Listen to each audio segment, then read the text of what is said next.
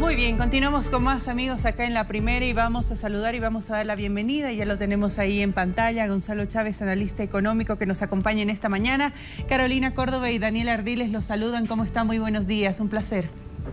Buenos días, Carolina. Buenos días, Daniel.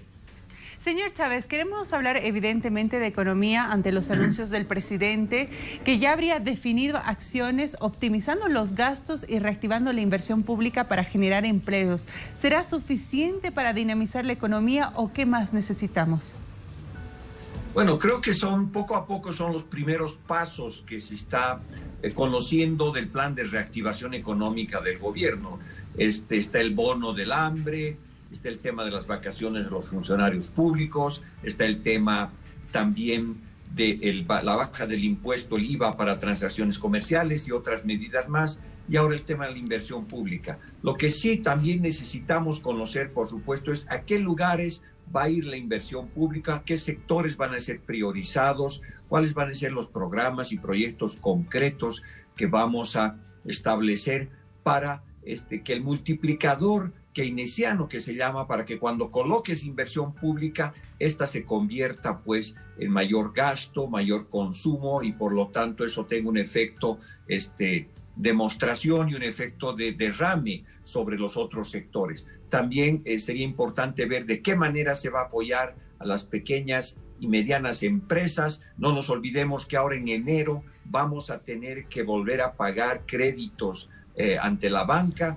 en qué condiciones, cómo va a ser eso, todo eso tiene que estar normado, regulado, y por supuesto también va a ser fundamental ver qué tipo de empleos vamos a generar en el sector público, en el sector privado. En fin, yo creo que todavía el paquete de medidas económicas está incompleto, hay muchas cosas más que se necesitan hacer para que la economía boliviana vuelva a reactivarse. Recuerden que en septiembre de este año el decrecimiento, o sea, la recesión llegó a menos 10%.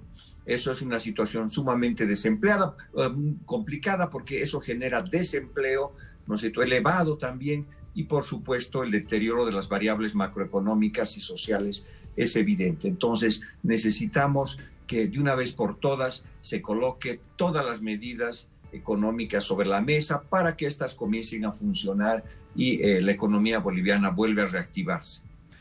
Bueno, en este momento la coyuntura es diferente. Cuando se tenía bonanza económica, se ha visto que en esta matriz, en esta ecuación, para poder incrementar el PIB, la inversión pública era muy alta. Entonces podía disfrazar o incrementar el PIB por los motivos que hayan sido en su momento.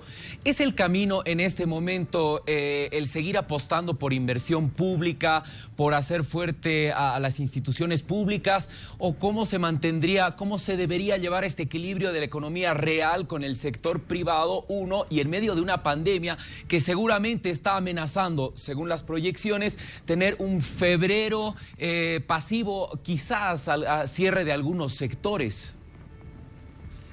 Mira, lo que pasa es que hay que entender el rol que juega la inversión pública y el gasto público. Recordemos que el momento de auge de la tasa de crecimiento del Producto Interno Bruto de Bolivia fue el 2013, cuando llegamos a crecer casi al 7%.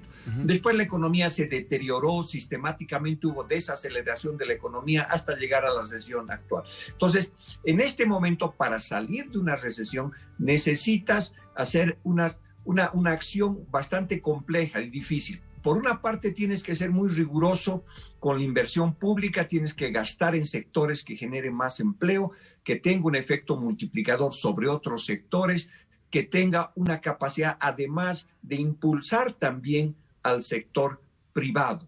Bolivia necesita alrededor de 6.000 a 8.000 millones de dólares entre inversión pública y privada. Allá por el 2013 la inversión pública llegó a 5.000 millones de dólares. No creo que ahora podamos llegar a esa cantidad porque no hay los recursos suficientes. Ahora, si por una parte tienes que ser muy agresivo con la inversión pública en sectores complementarios al sector privado, también hay que ser austero en los gastos superfluos. Y ahí creo que está el gran desafío central. ¿Qué sectores vas a cortar? Necesitamos el corte cirujano, no el corte carnicero, con todo el respeto a los matarifes. El corte cirujano significa sobre todo ir a los sectores ineficientes, a los sectores de gastos superfluos, a los sectores que no tienen impacto, ¿no es cierto?, en la economía en general. Y, por supuesto, impulsar aquellos sectores sociales donde se necesita apoyo, como es el caso del bono del hambre. Entonces, va a ser una situación sumamente interesante ver cómo el gobierno equilibra racionalidad y serenidad en el gasto público, especialmente en sectores ineficientes, y cómo impulsa la inversión pública complementaria que impulsa al sector privado para que poco a poco la economía comience a recuperarse. ¿Y de dónde sale el dinero? Eso va a ser clave, ¿no es cierto? Porque se hará un esfuerzo fiscal, seguramente hay un margen para eso, pero no tenemos las reservas internacionales suficientes y es altamente probable que necesitemos apoyo internacional, sea vía préstamos de organismos internacionales o tal vez, ¿no es cierto?, emitiendo bonos. El gobierno de Morales ya emitió bonos por $1.000 millones. El Perú acaba de emitir bonos por 100 años. Hay liquidez en el sistema internacional, entonces ese puede ser otro camino. Porque la calidad de la inversión pública también depende de dónde salgan los recursos, de dónde viene el apoyo que vamos a necesitar. Señor es sumamente Chávez, peligroso, por ejemplo, seguir con gasto público ineficiente que aumente el déficit público. Pero si viene de fuentes genuinas, probablemente el impacto va a ser mejor. Gonzalo, si me permites, por favor, repreguntar sobre un concepto que estabas tocando hace instantes nada más, porque en época electoral todos los partidos políticos se señalaban unos contra otros y decían, no, nosotros vamos a hacer esto, vamos a acceder a tal préstamo internacional. La línea del gobierno actual era la siguiente, que se iban digamos, apoyar en las empresas nacionales para salir adelante, que no se necesitaba un préstamo internacional y menos hablar del Banco Mundial, de fondos internacionales, del FMI, etcétera. Entonces, ya quitando la retórica política, ¿cuál es el camino? ¿Bolivia puede sola en este momento de recesión o va a tener que acceder a créditos internacionales? La pregunta es ¿de quiénes, teniendo en cuenta el factor político que le he mencionado? Bueno, parece que la necesidad tiene cara de hereje, ¿no es cierto? Porque ya de hecho el dinero que viene para pagar el bono de hambre, que son como $700 millones, proviene de los organismos internacionales, parte del Banco Mundial. Entonces, habrá que ver cómo va a ser a futuro. Están los recursos del Fondo Monetario Internacional, obviamente está el BID, la CAF, todos ellos tienen una parte del dinero. Probablemente vas a necesitar hacer una canasta de préstamos internacionales porque con nuestros propios recursos es poco probable que puedas dinamizar rápidamente a la economía. Hay el impuesto a la riqueza, por ejemplo, que también ya está listo para ser aprobado para los ricos ricachones, para los que tienen 30, 40 millones de bolivianos, que deben ser realmente el 0.1% de la población. Pero ahí van a entrar, digamos, cuando Bolivia necesita $8.000 millones de inversión pública y privada, van a entrar 150, 200 millones de dólares, o sea, es muy poco.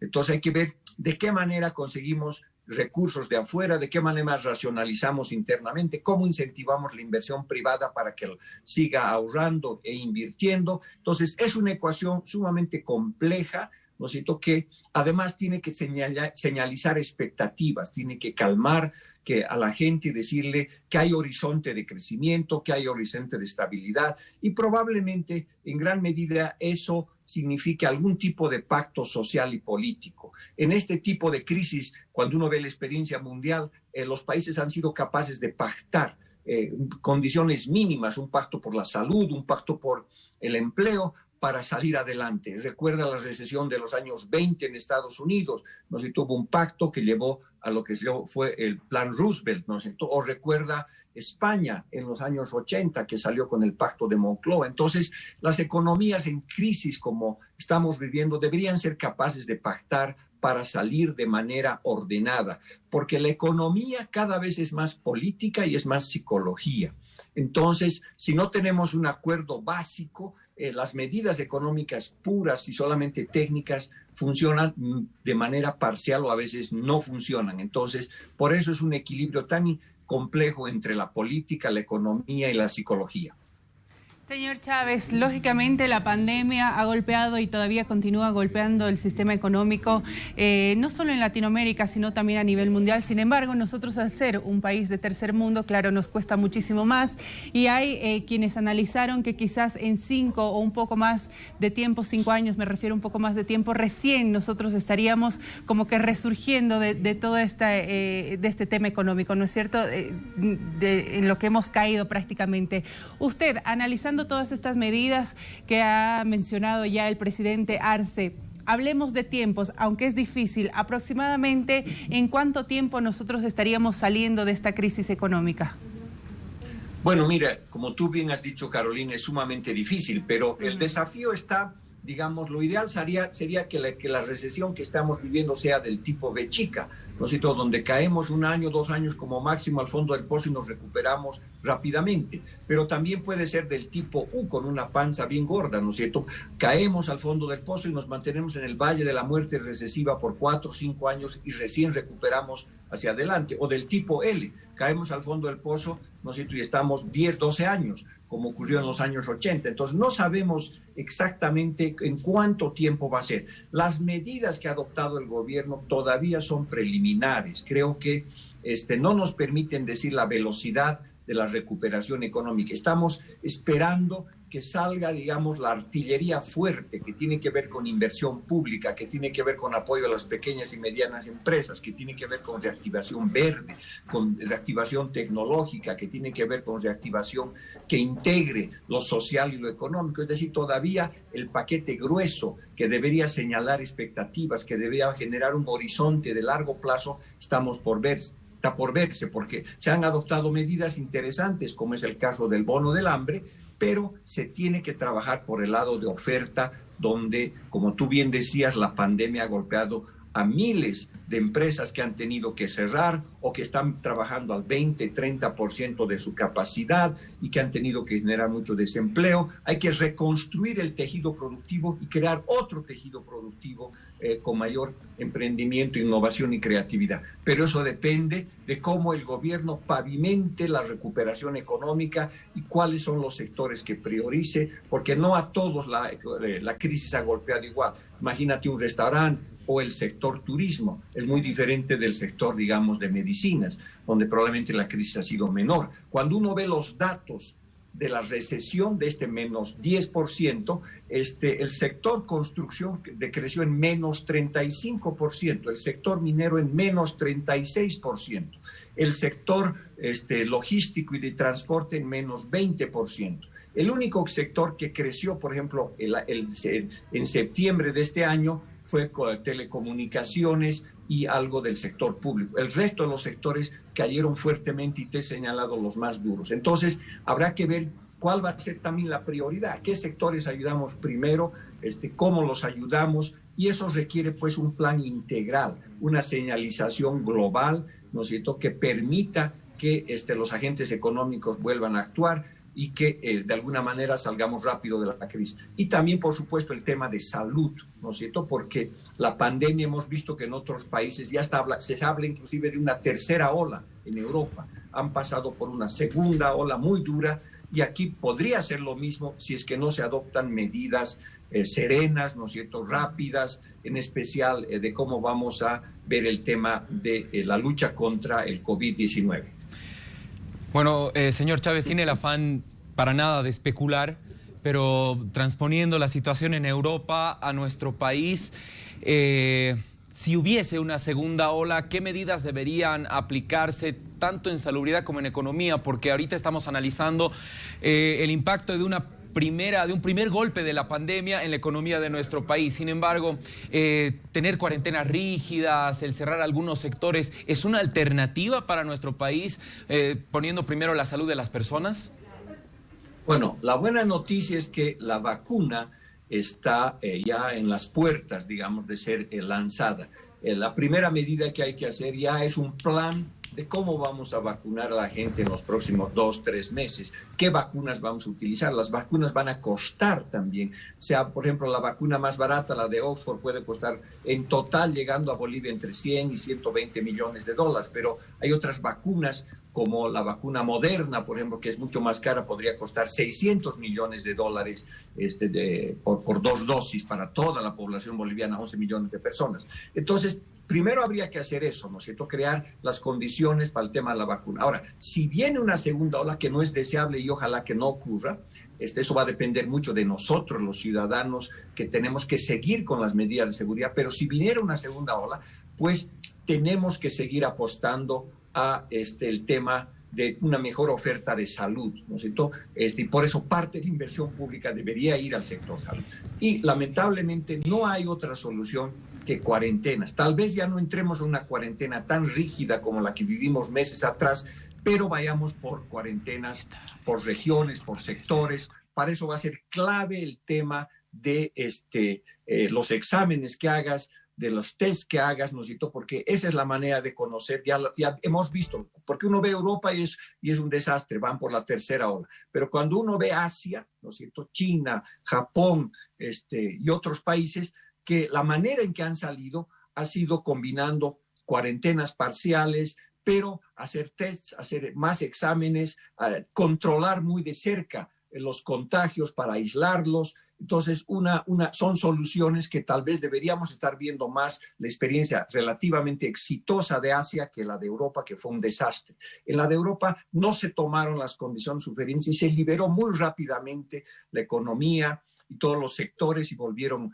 a los bares y volvieron los restaurantes y volvieron los encuentros familiares, etcétera, ¿no es cierto? En Asia fueron mucho más cuidadosos. Entonces, lo que se tiene que hacer, lamentablemente, es volver a un tipo de cuarentena parcial, pero sobre todo exámenes del COVID-19 para detectar rápidamente quién está contagiado, aislarlo y crear las medidas de seguridad necesarias. Y eso, pues, es un equilibrio fundamental entre lo que haga el Estado y lo que haga la sociedad. Por eso insisto que si hubiera una segunda ola, nos tiene que encontrar unidos a los bolivianos, no peleados, no conflictuados, ¿no es cierto?